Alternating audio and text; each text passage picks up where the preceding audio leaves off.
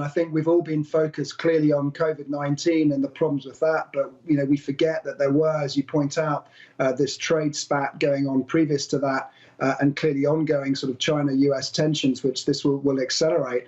And I think it just adds to some of the uncertainty out there. And as you were commenting, we've had a pretty strong week in equities here in Europe, but also in the US.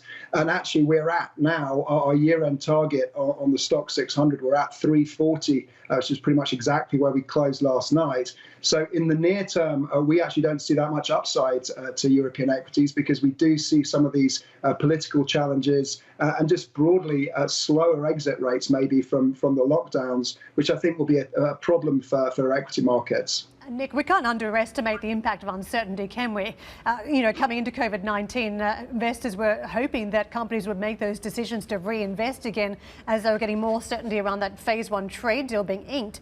If they haven't got that certainty, if they're concerned that the US and China are going to be at loggerheads, that there might be an impact on the demand story, then they're just not going to invest, are they? And that's a problem as we come out of a very deep crisis. Yeah, look, I mean, you're right. There's always business investment is the most volatile part of GDP. So we always focused on how big the consumer is, 70, 80% or so of the economy, for example, in the US. But actually, the most volatile part of the GDP data is, of course, business investment.